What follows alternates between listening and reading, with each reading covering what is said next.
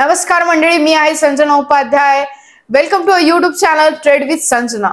Okay, so आज आपण discuss करणार आहेत की ITR कसा फाईल करायचा तुमचं अकाउंट फ्रीज झालं तर, आणि तुम्हाला जर टॅक्स पे करायचा नाहीये ऍज अ फॉरेक्स इन्कम म्हणून, तर तुम्ही एक्झॅक्टली कोणत्या वेजने तुमचा जो पैसा आहे तो सेव्ह करू शकता. ओके, सो हा जो काही व्हिडिओ आहे डिस्क्लेमर साठी मी सांगते की कोणत्याही इंडियन गव्हर्नमेंटच्या रूल्स ब्रेक करण्यासाठी किंवा त्यांना हानी पोहोचवण्यासाठी बनवला गेलेला नाहीये. Okay, so basically as a forex trader आपलं अकाउंट फ्रीज होऊ शकतं का, हा पहिला प्रश्न आपल्याला पडतो. कारण की फॉरेक्स ट्रेडिंग हे इंडियामध्ये इनलिगल आहे, कारण की आपण ह्यांना कोणत्याही प्रकारचं टॅक्स पे करत नाहीयेत. अकाउंट फ्रीज जेव्हा होत असतं जेव्हा तुमच्या डेली ट्रान्झॅक्शन्स पेक्षा तुमचे अचानक ट्रान्झॅक्शन वाढतात. ओके, सो बेसिकली तुमच्या डेली बेसिस वरती किंवा मंथली बेसिस वरती तुमचा मंथली ट्रान्झॅक्शन जो काय आहे तो 50 ते 60 हजार रुपये आहे, आणि अचानकच 1-2 महिन्यात तुमचा ट्रान्झॅक्शन जे काय आहे ते अचानक दुपटीने वाढतात, किंवा तुमचे 50 हजाराचे 1 लाख होतात, 1 लाखाचे डायरेक्ट 10 लाख होतात. म्हणजे तुमचे ट्रान्झॅक्शन्स वाढले. अशा ठिकाणी काय होतं की तुम्ही बँकेच्या नजरेत येता. ठीक आहे, त्यामुळे काय होतं की मोस्टली बँक अकाउंट तुमचे अकाउंट चेक करतात, आणि ते जर जे काही अकाउंट ट्रान्झॅक्शन्स आहेत ते जर शेल कंपनीज त्याचे मग तुम्हाला बिल दाखवावे लागतात वगैरे वगैरे. बँक प्रोसेस जे काय ते पुढची प्रोसेस असते. आता हे अवॉइड कसं करायचं? ओके, सो बेसिकली हे तुमचं डिपेंड करतं टोटली ट्रान्झॅक्शन्स वरती. जर तुमचे bank account transactions mostly monthly 50 ते 60 हजार रुपये आहेत, तर तुम्ही आरामात काय करायचे की मंथली तुमचे जे काही विड्रॉल्स आहेत ते 20 ते 30 हजार रुपये पर्यंत तुम्ही मोस्टली विड्रॉ करायचे आहेत. Okay, first process.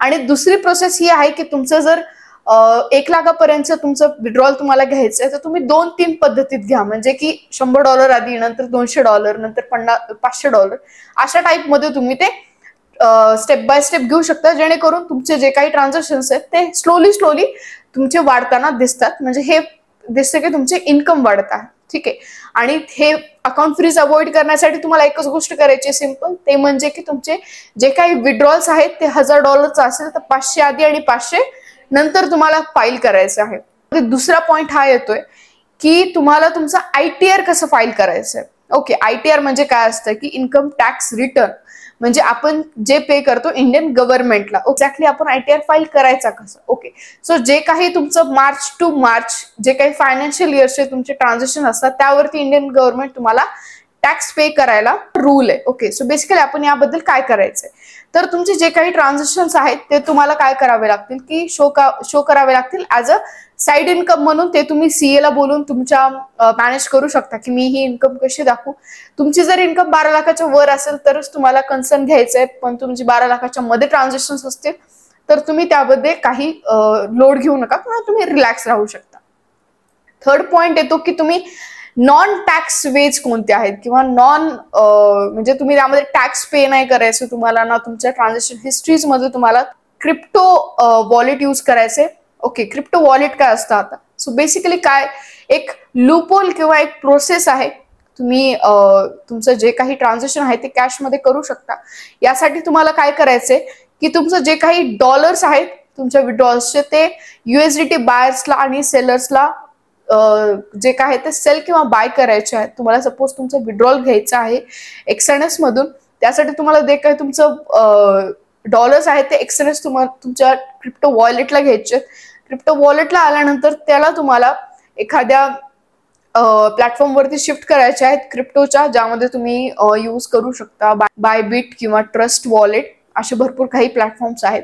त्यामध्ये तुम्हाला ते डॉलर शिफ्ट करायचे आहेत, आणि शिफ्ट केल्यानंतर सपोज जर ए पर्सनला डॉलर्सची गरज आहे ऑफलाईन मध्ये, तर तुम्ही त्याला ते सेल करू शकता, आणि तुम्ही त्याच्याकडून जे काय ते कॅश किंवा ऑनलाईन पेमेंट घेऊ शकता, जेणेकरून तुमचे जे काही ट्रान्झॅक्शन्स आहेत ते तुमच्या कॅश मध्ये झाल्यामुळे तुमचं कुठलाही तुम्हाला टॅक्स पे करावं लागत नाही. आता हे प्रिकॉशन्स कुठल्या लोकांनी घ्यायचे?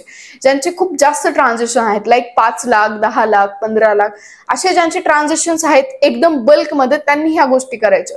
जर तुम्ही एक मिडल क्लास ट्रेडर आहेत किंवा मिडल क्लास फॅमिली मधून बिलॉंग करता आणि तुमचं तेवढं काही फॉरेक्स मध्ये ट्रान्झॅक्शन आहे, तुम्ही लर्निंग फेज मध्ये आहेत, तर तुम्ही तशा प्रोसेसमध्ये बँक विड्रॉल घ्या, काहीही त्यामध्ये अडचण नसते. आणि 1 लाखापर्यंत तुम्ही ऍटलिस्ट म्हणजे असं आरामात स्टेप बाय स्टेप विड्रॉल घेऊ शकता.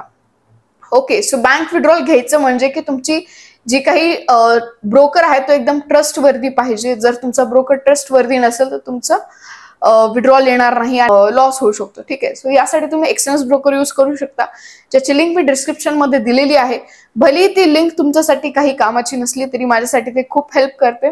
अँड आय होप की हा व्हिडिओ तुम्हाला खरंच हेल्पफुल झाला असेल. आणि जर अजून नेक्स्ट टॉपिक तुम्हाला कोणतं पाहिजे असेल तर प्लीज कमेंट करून सांगा आणि चॅनलला लाईक आणि सबस्क्राईब करायला विसरू नका. Thank you so much.